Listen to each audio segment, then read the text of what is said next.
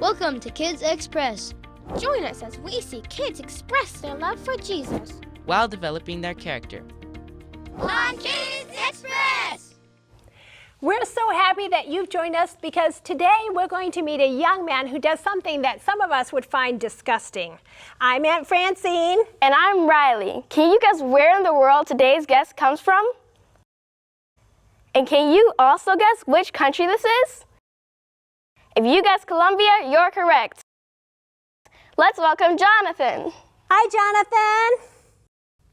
Hi, thank you for having me. Oh, we're so delighted to have you. You've got to help me name what dessert this is. What is this called again? Cocadas blancas is called.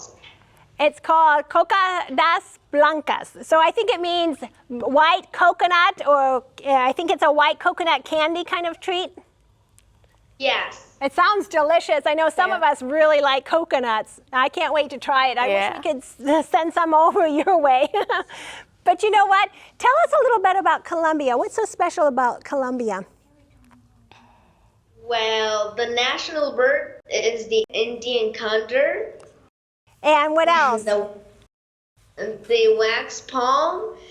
Is the tallest tree. It has 200 feet, and it also has the Caña Cristales River of many colors, and algae makes that effect. So, and this river nowhere else exists in the world.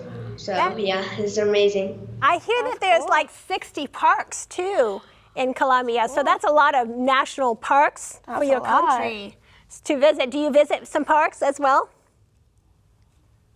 Yeah. Yes. We one time we visited the hot springs. Okay. Thermales. Wow. Okay. Kind of like natural. Were you able to swim in them? Yeah. You can swim in that. It's very relaxing to be in these mineral hot springs. I like sitting there in the hot springs and just relaxing. It's like all the muscles just like, oh, you just want to go to bed and sleep. So tell us a little bit about how you're sharing Jesus there in Colombia. Well, how I'm sharing Jesus. One time we visited a family who was very poor, and the floor is made out of dirt, so it was there was a lot of dirt on the ground, so we have to sweep that, and when we are doing that, and then when we are done doing that, we share a Bible story with them, and they got really, really happy because, we cleaned their homes.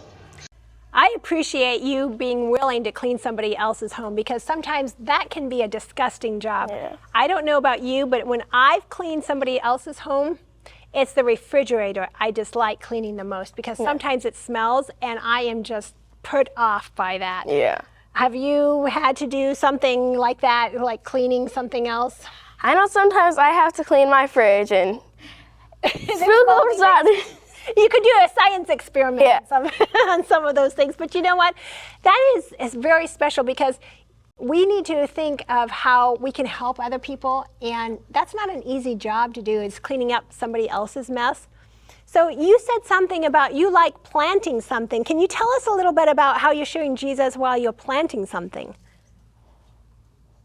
Oh, we planted a maize that God help us. We took 2 weeks to plant it, and we did that maize. So first of all, we registered the people in a little book that we have, and then we give them the tour. And then when they go to the maze, they're really excited and they wanted to go in, but we have to say, like, wait, don't go in. We have to first do a spiritual message. So we talk about Christ. We talk about how we have to make decisions all the time. That is like a maze. Like sometimes in life we can have a dead end, or or maybe something happened, and so we need to be brave. Yeah, we have to always trust in God.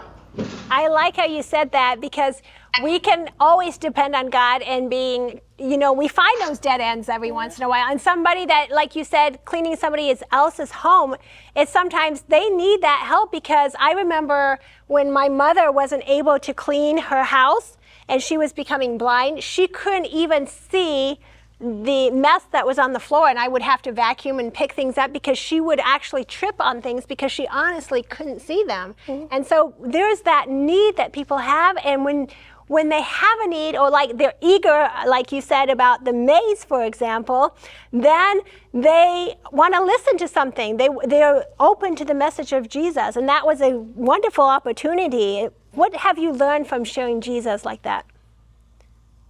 Well, I have learned that we have to make decisions all the time. We have to, the people have to, know God. Sometimes the people said that we come from the Big Bang. Yeah. They created us. God has created us, and He loves each one of us very much, doesn't He? Yeah. So how are you developing your character? Because Jesus loves you so much, you want to be more like Jesus. How would you say that you're developing your character? I'm developing my character to be more obedient, because sometimes I don't obey. You don't obey, okay. And obedience is very important. So who do you have to obey? My dad, mom, sometimes my sister, because, she's bigger than me. Yeah. Mm-hmm. And you mentioned something also about putting yourself in somebody else's shoes, especially, you mentioned another thing that you were developing your character on was humility. Do you know what humility means? I guess that's a big word, but humility means like freedom of pride. Like when you're going into somebody's home, it's easy to say, my home is cleaner than yours, I'm better than you. But is that what Jesus would want us to have? No, of course. The people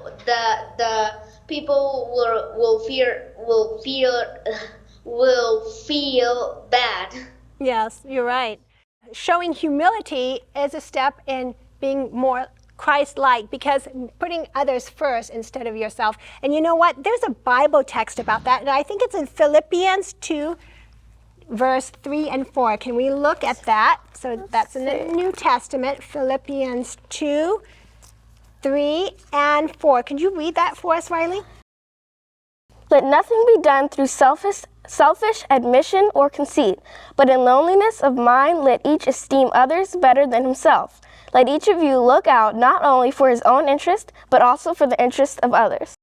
So our ambitions, for example, we have this mindset of what we want to do, but we really need to put ourselves in how we can help others and put them first. And that's what Jesus was doing. Do you know that in the times of Jesus even as a boy would give up his food to give it to somebody else?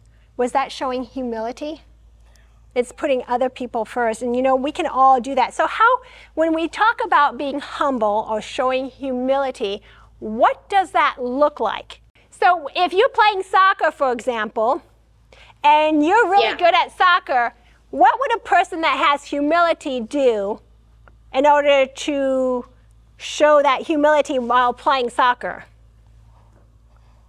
Well, playing soccer, if a person is not bad, we don't have to make fun of them.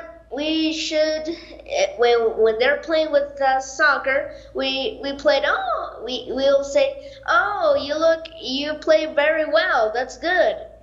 Yeah. And you did really good at this part of the kick, or next time you'll do better, or you're being more encouraging. And sometimes, when somebody's really good about playing soccer, for example, they want to hog the ball. But a person that has humility will do what with the ball? They'll be nice and share the ball. Pass it to other people that they even may guess that they won't be able to make the goal. That's showing real humility, and that's kind of hard to do. And we have to consider what other people are feeling and listen to them. And show that appreciation and give those compliments. Those are ways that we can encourage each other and think like Jesus did and put ourselves like we're no better than anybody else. And sometimes God has a way of humbling us. Have you ever thought you did something really well and then you get embarrassed by something, the exact same thing you criticized somebody else for? Yeah. You know, that happens to us. And God sometimes wants to keep us humble or like His Spirit. I think it's time for our questions. Do you have a question for us? I think our question comes from Ezekiel and Zechariah in Michigan, and they want to know, why did Satan choose to be bad?